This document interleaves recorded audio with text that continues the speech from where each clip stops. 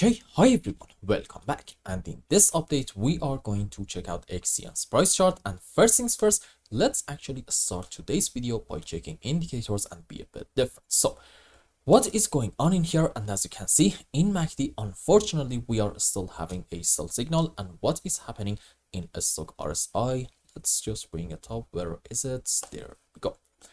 Okay, this is also a sell signal. So in weekly time frame, if you really want to go according to indicators, we're not really having the best situation, and this suggests maybe this move down is going to continue possibly for another couple of weeks. And by the way, pay attention to the fact that in a stock RSI we are actually approaching the oversold area, meaning probably soon bears are going to run out of power, and soon hopefully bulls are going to take charge and send the price up. And for example, the last time that we were around the oversold region, it was right in here at this candlestick. And what happened as a result of that, we got a move up. As you can see, yeah, almost like an 80-90% move. The time before that, we were right in here. At the moment that we got a buy signal, this caused, let's say, sure, about like a 30% move. Another time that we were around the oversold area, it was right in here. We got a move down initially. Okay, that's absolutely fair enough. But then after it, we got like a 15% move up. Another time was right in here. This worked actually beautifully, and we got like a 30% move up. So the fact that in a stock RSI we are reaching to about the oversold region can be an optimistic sign, but it's not really going to guarantee that the coming move down is going to come to an end. So I would like to suggest, if you want to be bullish with a lot of confidence, just wait a little bit more and see buy signals in these two indicators at the same time, because at that point a lot of other people are going to see these signals as well, and they are going to open some long positions. And as a result, what will happen? Well, I'm going to say probably we are going to have a move up. Now, what is happening in daily time frame? Okay, in MACD, we are having a sell signal, but in stock RSI, we recently got a confirmed buy signal, and this is a good sign. And I'm going to argue you probably should wait just a little bit more and see a buy signal in MACD. And at that point, I guess in the short term, you can have a decent move up. I don't know, maybe even in order to reach to about the lower band of this region, about that can actually be in play, meaning from the current point, we can get like a 30% move on the upside. Now, the real story, in my opinion, is actually what is going on in terms of Elliott waves. If you remember, the last time that we talked about XCN, we were, I think, right in here, and the idea was that starting from this high, we are completing the subwaves for an ABC zigzag, which looks like this. 1, 2, 3, 4, 5 wave down into a correction for wave B. It can be an ABC, maybe WXY. Generally, any kind of correction structure will go for wave B.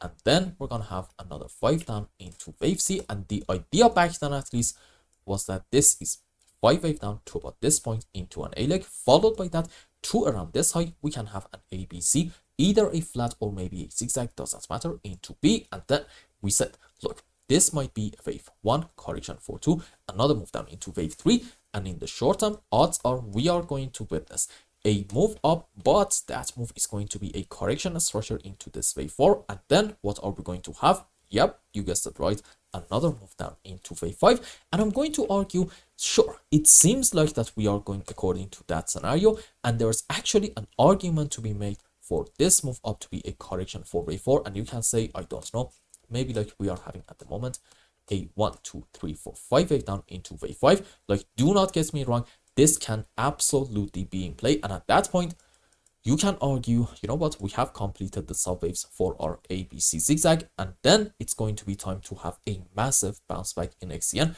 hopefully, in order to, by the first step, reclaim this very important level, which the higher band of it is about 1.7 cents.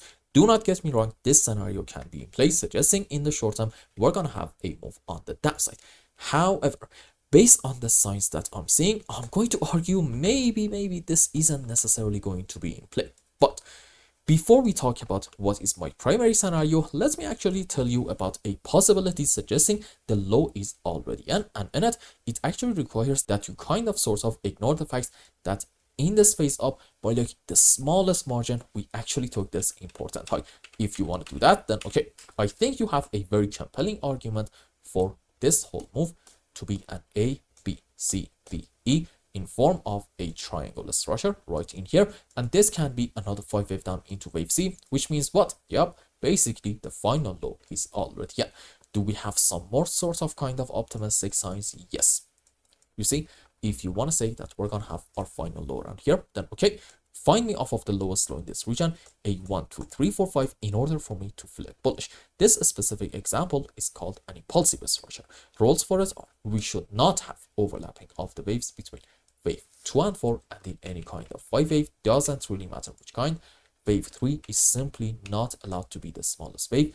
This is a big no-no in Elliott's waves, and in terms of the sub waves, okay, 5 wave up into wave 1, 3, and 5. And for wave 2 and 4, we can have different scenarios. Doesn't really matter. Let's say, I don't know, sure. ABC into wave 2 and a WXY into wave 4. Now let's go in like very, very short term and see what is happening. And I'm thinking this can be a 1, 2, 3, 4, 5 into maybe a larger degree wave 3 correction for 4, another move up into wave 5. If this happens, and especially if in it we take this important high about, let's say, 1.43 cents, I guess it can be an optimistic sign. However, just like I said it earlier, it's probably not really going to be my primary scenario, and I do like to be a bit pessimistic in here. Why? Because I want to argue in XCN, maybe even this move up is going to continue, and maybe it's going to be in form of a 5 wave impulsive structure, but overall, maybe on a higher degree, is going to be into the C leg of an ABC flat, which looks like this. This is our initial move up into a corrective movement down into wave B, which in it we're going to take this initial low and then another strong move up into wave C, and in it we are absolutely going to take the height of our A leg. And for our subwaves, pay attention, this is important. ABC up into A, ABC down into B, and okay, 1, 2, 3, 4, 5 wave impulsive structure up into wave C. Now let's go on the live chart and see what is going on. Excuse me. Okay, so here's the situation. I still believe this is a 1, 2, 3, 4, 5 wave down to about this point into our A leg, but followed by that, what is going on can be a bit of a different story. You see, we said that earlier, this is absolutely an A, B, C. Followed by that, you can actually argue this is, excuse me, I just took the right object, an A, B, C zigzag down. And then if we are even going to have a 5 wave up, well, okay, what is stopping me from saying, you know what, overall we are having, yep, an ABC flat, meaning what? This whole move up starting from this point down here about 1.3 cents is a correction structure into this wave B, and then we are going to unfortunately get yet another move down into our C leg, and I promise you this is going to make a lot of investors and also traders very, very angry, and it is most likely going to shake them out of their trades, which means basically we are having the ideal bullish setup. And from these areas, at that point, you are going to see me saying we are probably going to get a very, very strong 1, 2, 3, 4, 5 in order to have a massive bounce back and also liquidate those losers that took a short position right around the lows in here in hope that we go lower. This is really how the market operates. It destroys most, and I'm gonna say for that matter, like 95+% of the traders, and then it will do the move that you expect. But what's the problem? At that point, you don't really have any money to enter a trade, or if you do have money, you're actually very, very scared as a result of your previous trades. This, for now, in my view, should be my primary case. And question is, okay, we should be objective at any given moment and be able to come up with a bullish and also a bearish count. And what is going to make me say, you know what, maybe in ONYX coin, we have hit our final low and we don't really need to go down anymore and visit the lows once more. I'm going to say, okay, even if we are going to have a 1, 2, 3, 4, 5, which can be an optimistic sign, I need to see a move down in form of a correction structure. And what is one very important characteristic of a correction?